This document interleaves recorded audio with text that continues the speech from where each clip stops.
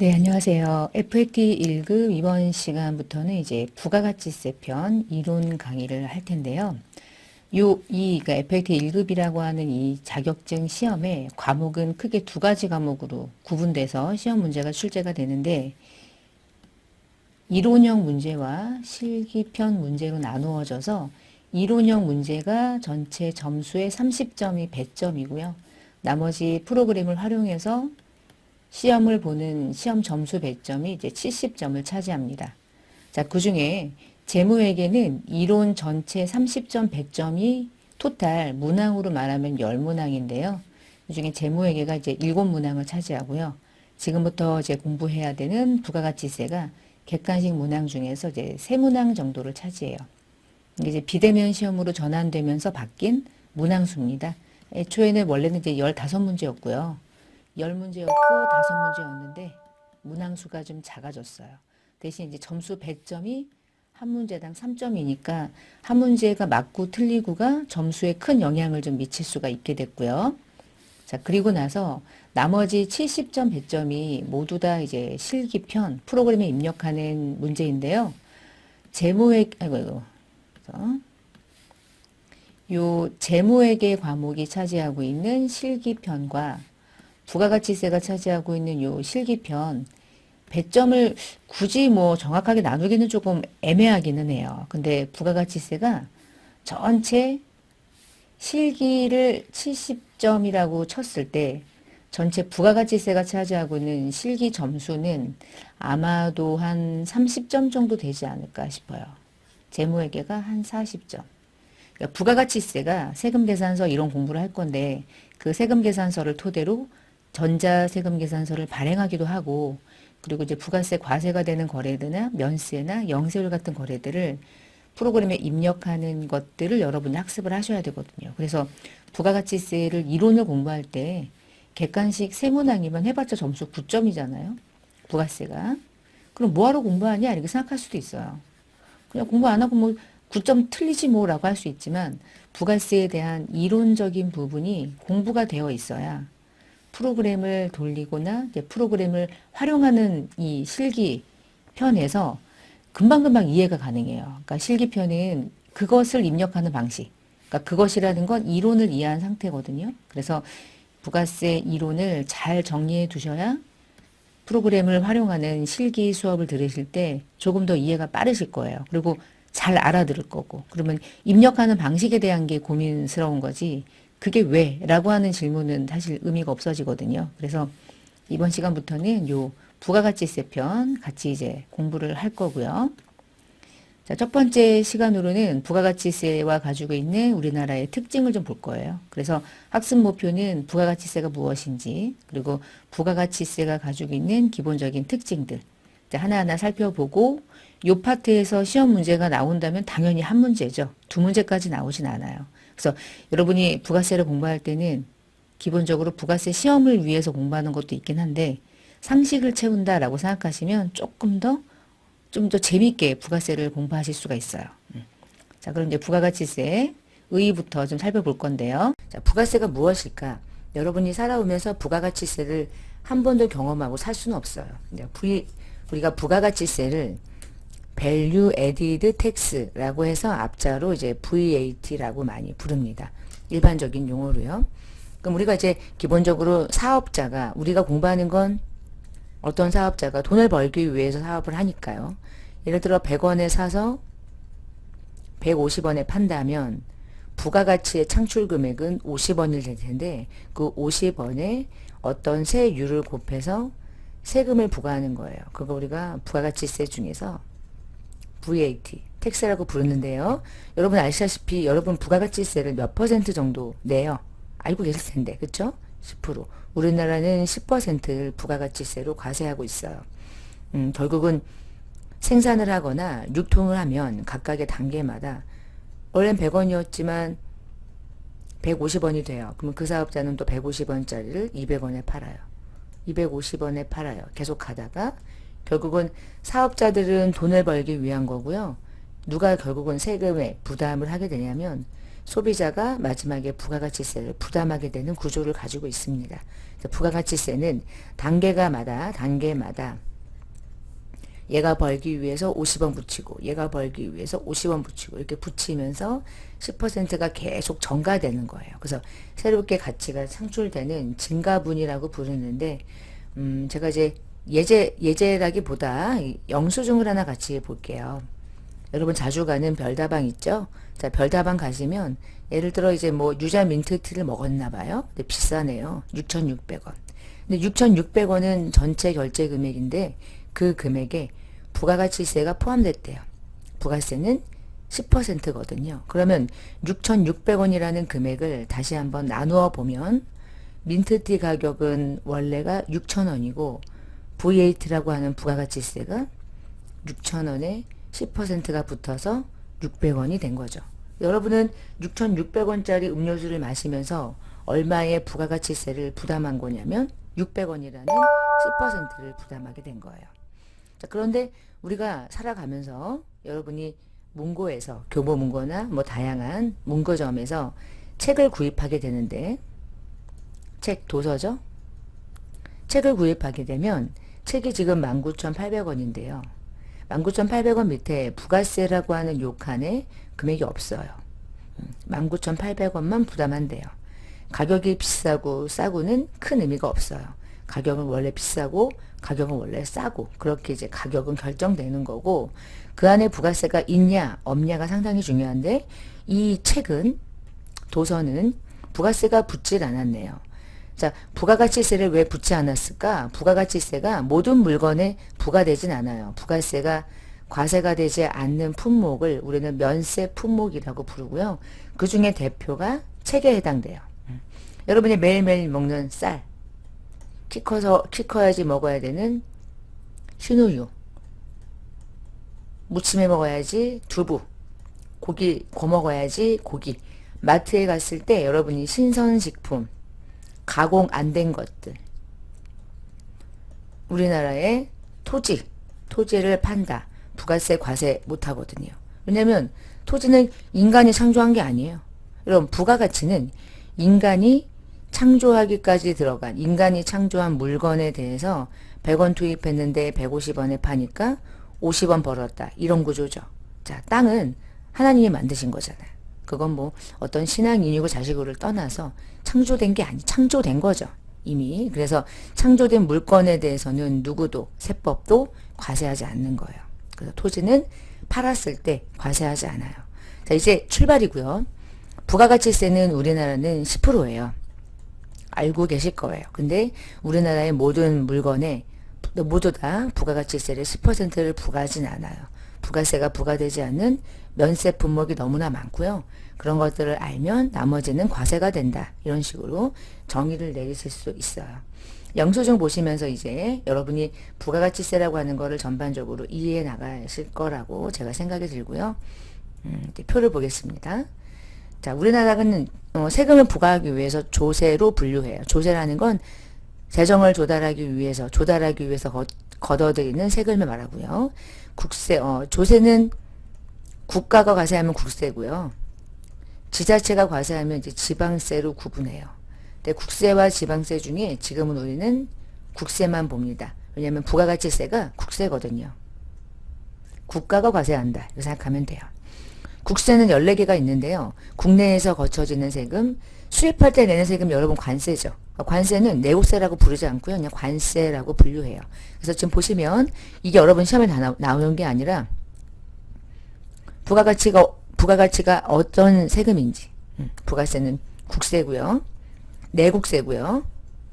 목적세는 이렇게 3개가 목적세. 목적세는 그 세금을 걷어서 사용할 용도가 목적이 있을 때 교통, 에너지, 환경세 이 용도에 쓰려고, 교육세, 교육에 쓰려고, 농어촌 특별세, 농어촌에 쓰려고요.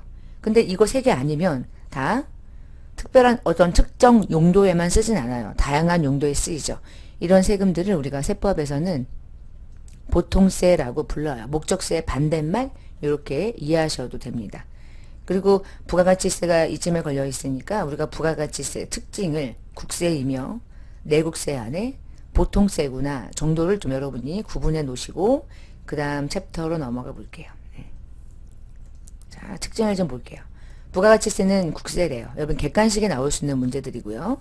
그 다음에 일단 모든 재화나 모든 용역에 소비하는 형태, 소비자가 부담하는 세금이거든요.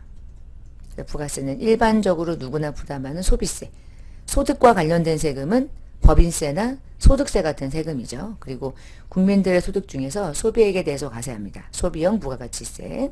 그 다음 우리 부가가치세가 지금 10%인데 이 10%를 부과하기 위해서 늘 인적사항을 고려한다. 인적사항이 뭐냐면 나도 있고 배우자도 있고 가족 중에 자녀도 있고 벌써 3명이나 있네요. 그러면 3명이 있는 부양가족이 나를 포함해서 모든 가족이 3명이 있는 사람과 혼자 있는 사람과 소득은 당연히 혼자서 동일한 소득 둘 다 5천만 원 번다고 가정하면 당연히 이 사람이 세금을 좀 더 많이 부담하게 구조가 형성되어 있어요. 소득은 소득에 비례하지만 부양가족에 따라서 인적사항을 고려해 주거든요. 그래서 인적공제 받죠. 근데 부가세는 혼자 살든 셋이 살든 커피 마시면 방금 전에 이 커피를 마시면 부가세 10%를 부담하는 건 예외가 없어요. 동일하게 부담하죠. 그래서 인적사항이랑 관계없이 과세가 되는 대상에 그냥 일괄적으로 과세가 된다. 그래서 걔를 인적사항에 과세가 되지 않는 인세의 반대말로 이제 물적 공제다 이렇게 불러요. 물세라고 부릅니다. 물건에 과세가 된다라는 뜻이에요. 자, 그러면 중요한 용어 중에 이제 하나가 뭐냐? 간접세인데 우리 법인세 모든 세금은 이렇게 신고 납부하는 거죠. 납세 의무자가 있어요. 납세 의무자는요. 세금을 신고하고 납부해야 할 의무가 있고요. 그리고 그 세금을 누군가는 이제 부담을 하게 되겠죠. 근데 여러분 법인세 같은 세금이나 개인 소득세는 세금을 어떻게 내냐면 법인이 납부하는 거고 법인이 벌어들인 돈에 대해서 법인이 부담하는 거고요. 소득세도 개인이 번 돈에 대해서 개인이 내는 거예요. 당연한 얘기죠. 그런데 지금 VAT, 지금 공부하는 이 부가가치세는 커피를 마시는 소비자가 세부담을 해요. 6,600원 중에 600원 냈잖아요. 그렇죠? 그러니까 최종적으로 부가세는 커피를 마시는 사람이 마지막에 세금을 부담해요. 부담했잖아요. 그렇죠? 근데 세금은 부담하지만 그 세금을 신고 납부하진 않아요.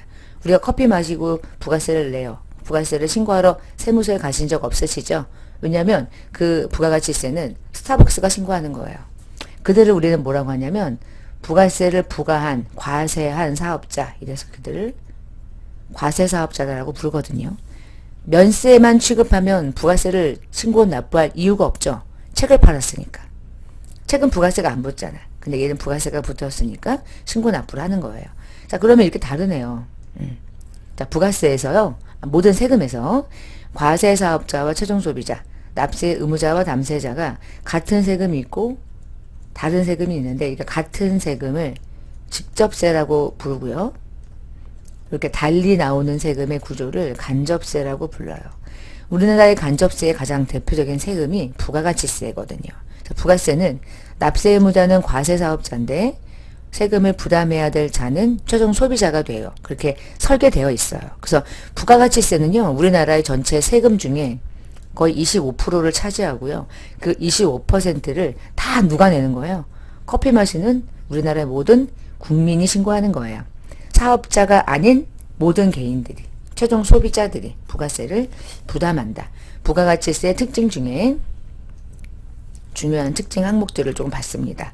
자, 그 다음 장으로 넘어가서 다른 또 특징을 좀 보면 조세 사용 용도를 정하지 않는다고 그랬죠. 그래서 목적세가 아니라 보통세라고 설명을 드렸고요. 단계마다 과세를 해요. 그렇게 과세되는 방식을 다단계 거래세라고 부르고요. 부가세에서 가장 특징이 이제 전단계 세액공제법인데 이 부분에 대한 거 이제 한 개 한 개 같이 연결해 나갈 거고요. 우리나라는 그게 물건이 얼마든 그게 10억이든 아니면은 뭐 100만 원이든 상관없어요. 다 몇 퍼센트를 부담하냐면 다 거기에 10%를 부담해요. 자, 이렇게 부과하는 과세 방식을 하나의 세율을 비례해서 과세한다. 그래서 단일 비례 세율이라고 부르고요. 그냥 10% 하나 달랑 있네요. 10%. 자, 10%가 하나의 세율만 존재한다. 그렇게 하나 정리해 놓고요. 잠깐 밑으로 먼저 할게요. 그런데 책을 살 때는 세금의 부담을 소비자에게 전가하는 걸 하지 말자. 안 되겠다. 이 정도는 책을 마음껏 읽을 수 있게 해줘야겠다. 그래가지고 나온 제도가 면세였던 거예요. 우리는 10%가 부담이 되는 물건도 소비하고요. 10%를 부담하지 않는 면세 품목도 우리는 소비하죠. 근데 얘는 부가세를 내고 소비할 거고 얘는 부가세를 내지 않고 소비한다고 생각하시면 돼요. 자, 이제 여기서 좀 중요한 몇 가지 사항들을 좀 그림으로 좀 그려보려고 하는데, 자, 소비주고 과세 원칙이라는 게 이제 어떤 얘기인지 그거 잠깐 보겠습니다. 자, 소비주고 과세 원칙은요, 전 세계적으로 부가가치세율이 다 달라요. 그러니까 유럽 국가들은 부가세가요, 25%, 23% 막 이런 식으로 움직여요. 잠깐 화면을 좀 보여드릴게요. 자, 화면에 보이는 게 그 OECD 회원 국가별 부가가치세 세율 구조예요. 부가가치세는 전 세계적으로 다 국가마다 세율을 달리 적용하고 있고요. 우리나라가 지금 10%죠. 일본은 현재 8%였다가 지금 10%로 일부 세율이 좀 인상이 됐고요. 그리고 잘 보세요. 눈으로 이렇게 쭉 보시면 상당히 우리나라가 오히려 캐나다는 5%지만 특정 지역마다 세율이 상당히 높게 책정이 되어 있고요. 호주가 우리나라랑 동일해요. 그러니까 호주 빼고는요, 다 대부분 20%, 뭐 15% 이상 막 차지하고 있죠. 더 많이 있지만 여러분은 그냥 부가가치세가 전 세계적으로 다 있으나 다르다. 그럼 부가세가 다른 게 뭐가 큰 의미가 있냐. 그래서 부가세가 전 세계적으로 다르다 보니까 수출 수입을 할 때, 수출할 때는 어느 나라의 부가가치세를 과세할까. 이게 문제가 되겠죠. 그래서 요거를 이제 이렇게 좀 구분을 해볼까요?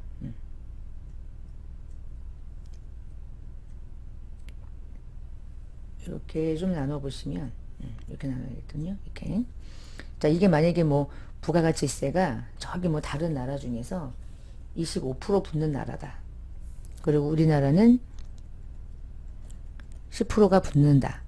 우리나라의 소비자들이 우리나라 삼성전자의 노트북을 사고 싶은데 이 나라의 물건은 소비하지 않겠죠. 그러면 다시 부가세율이 8%로 낮은 국가의 물건은 이제 우리나라 국민이 꼭 삼성의 제품을 사서 10%를 부담하지 않고 8%가 부과되는 A 국가의 물건을 이렇게 이제 수입을 할 수 있는 거예요. 그럼 이때 수입할 때 이 나라는 자국민에게는 8%를 부과하지만 외국인 나에게는 이 나라가 나에게 부가가치세를 부과할 수가 없다는 뜻이에요. 그럼 나는 물건을 수입할 때 물건을 수입을 하면 부가세를 안 내냐? 그렇진 않고요. 만약에 200만 원짜리 물건이다. 그러면 부가가치세 8%인 16만 원을 수출하는 얘 입장에서는 부과하지 않고요. 그냥 보내요.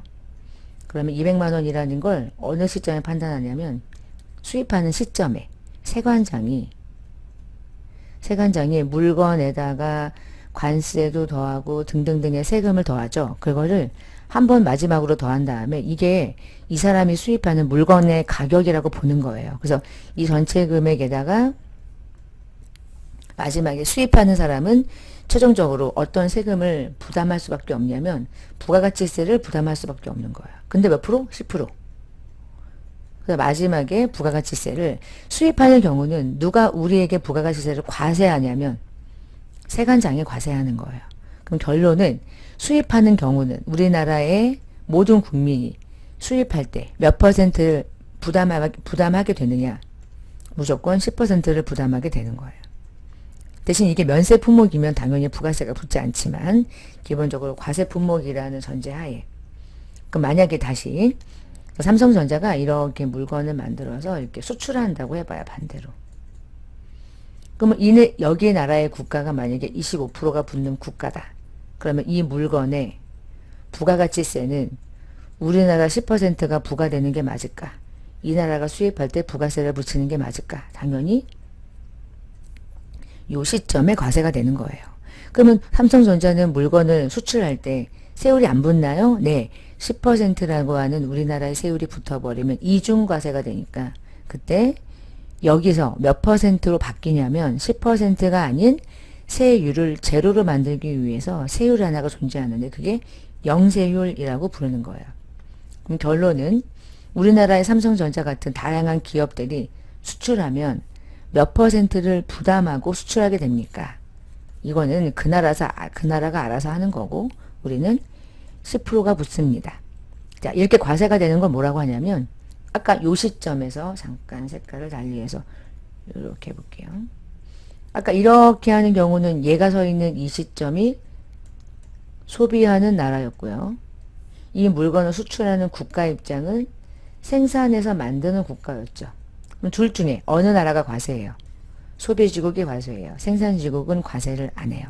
자, 그럼 다시 삼성전자가 물건을 만들어서 수출을 해요. 그럼 수출하는 이 나라가 속해 있는 나라가 무슨 나라가 돼요? 이제 생산지국이 되는 거고 이 물건을 수입해서 소비하는 나라가 상대 국가가 되겠죠. 그럼 이 경우는 어느 나라가 과세해요? 얘가 하지 않고 얘가 과세하죠. 그래서 부가가치세는 소비하는 나라가 과세하는 것이 원칙이라고 부르는 거예요. 소비하는 나라가 과세하는 원칙. 네, 자, 그럼 다시 앞으로 가볼게요. 요런 얘기를 해본 거죠, 지금 우리가. 그럼 소비지국 과세 원칙은 뭐야? 수출할 때 영세율이부터 국가 간의 이중과세를 조정하기 위해서 소비지국에서 과세하고 생산지국은 과세하지 않는 거예요. 수입하는 재화는 우리나라의 내국 물품과 동일하게 부가세 10%가 과세가 되고 다시 수출할 때는 영해세율을 적용하죠. 아주 중요한 세법상의 기준이 되는 원칙이었습니다. 좀 부가가치세 특징을 좀 앞에부터 한 11가지 정도를 봤는데 더 붙일 수도 있어요, 사실은. 근데 앞에서 보셨던 것들이 이렇게 부가세에서 기본적으로 객관식으로 한 문제 정도 나올 수 있고 그리고 부가가치세를 공부하는데 이런 특징은 좀 알고 가셔야 되겠죠. 자, 이제 마지막으로 볼 게 이거예요. 전 단계 세액공제법. 우린 매출세에서 매입세액을 차감해서 부가세를 신고 납부해요. 누가 그거 하냐면 부가세를 신고해야 하는 사업자들이 하는 거죠. 소비자는 이거 하는 거 아니죠. 이렇게. 그럼 어떻게 신고 납부하느냐를 잠깐 보겠습니다. 자, 이게 화면에 보시면 부가가치세라고 하는 거 이렇게 생기는 거야. 물건을 사요. 100원에 주고 사요. 그리고 비싸게 팔아요.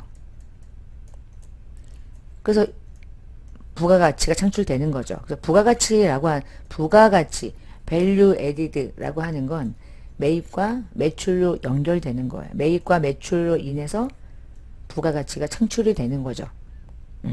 자, 그래서 보시면 부가가치는 매입과 매출로 그와 관련된 차이 나는 금액을 신고 납부하는 게 원칙이에요.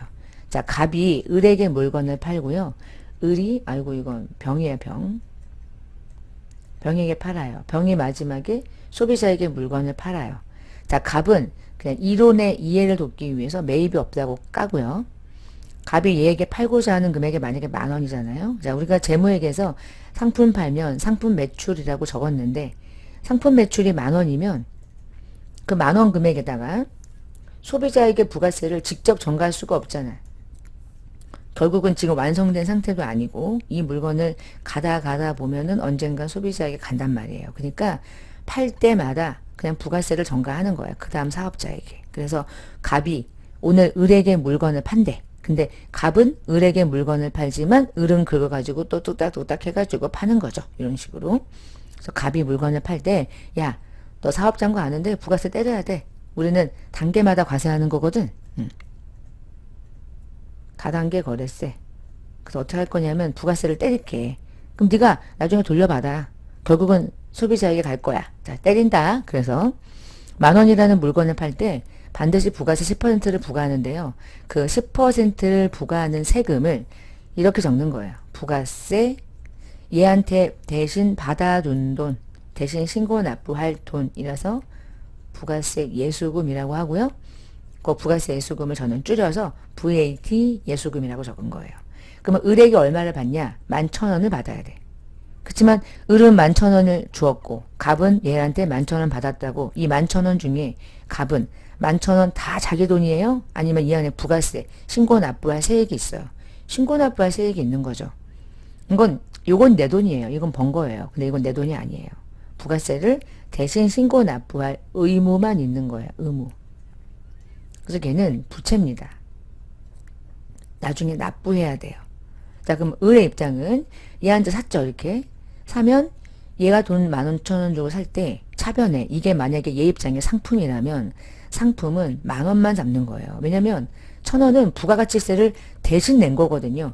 얘 거 대신 낸 거잖아 결국에. 그치? 얘가 누군지 아무도 몰라. 지금 이 단계에선. 결국은 말하는 거죠. 그때 1,000원은 나는 사업자야. 나는 신고 납부만 하는 거지. 담세자가 아니잖아. 그러니까 얘가 나에게 전가했을 뿐이지 나는 그걸 신고 납부할 의무만 있어. 부담하진 않아. 그래서 지금 나갔지만 나는 다시 돌려받는다. 그래서 걔를 자산이라고 부르는데 그 자산의 이름을 부가세 대급금이라고 적는 거예요. 이게 부채 계정이고요. 이게 자산 계정입니다. 다시 자 10,000원에 샀어. 10,000원에 샀으니까 또 열심히 마진을 붙여서 더 소비자에게 또 팔기 위해서 전가해요. 근데 전가하려고 보니까 얘는 한 10,000원 정도 벌고 싶어요. 그래서 10,000원을 붙였어요. 그러면 20,000원에 팔겠죠? 부가세 또 붙는 거야. 10% 22,000원 받아. 그게 얘에게 가는 거죠. 다시 상품을 20,000원 주고 샀대. 부가세를 냈어. 나는 냈지만 돌려받을 거야. 얘는 납부할 거, 돌려받을 거. 현금 나갔죠? 자, 마지막이에요. 소비자가 왔어요. 얼마예요? 그랬더니 30,000원입니다. 근데 부가세까지 포함하면 33,000원입니다. 라고 이제 병이 얘기한 거예요. 그러면 얘는 얼마 줘야지만 얘가 파는 물건을 살 수 있어요. 그쵸? 33,000원 있어야지 물건 살 수 있겠죠? 그러면 돈을 받아요. 근데 얘는 33,000원 중에 부가가치세가 10%가 붙은 거지 부가세 빼고 나머지만 자기 돈이죠. 매출. 나머지는요. 세금이죠. 부가세. 부가세를 붙이지 않으면 원래 10,000원, 20,000원, 30,000원 하면 되는데 부가세가 붙었으니까 10%가 붙은 거예요. 자, 최종적으로 자 우리 소비자는 얼마에 돈 주고 샀습니까? 물건을 33,000원 주고 샀어요. 근데 이 안에 부가세가 있어요. 그럼 결국은 실질적인 가액은 얼마인 거예요 원래? 30,000원인 거죠. 자, 우리는 소비자가 얼마의 세부담을 했습니까? 부가가치세를. 3,000원 부담했죠. 근데 얘가 신고하러 가요? 안 해요. 부담만 해요. 신고 납부는 사업자들이 하는 거예요. 자, 3,000원이라는 부가세를 내가 부담했지만 그 세금은 병을 가비하는 거예요. 자, 분개하는 거 보세요. 이제 분개 같은 게 다시 처음에 나오는 거예요, 여러분. 어떻게 가냐면 부채는 얘 돈이거든. 얘가 준 걸 들고 있다가 신고할 때 내야지 부채는 감소. 부가세 예수금을 까요. 납부세액이에요. 그런데 그 중에 나 미리 낸 세금이 있으니까 돌려받으려고 들고 있던 걸 이렇게 차감해서 나머지 차이만 신고 납부하는 방식입니다. 그러면 병은 얼마를 냅니까 지금? 1,000원을 납부하는 거죠. 자, 신고를 이렇게 하고요. 납부를 1,000원만 하는 거예요. 자, 그러면 을도요. 부가세 예수금 2,000원이 있네. 까고 대급금 1,000원 있네.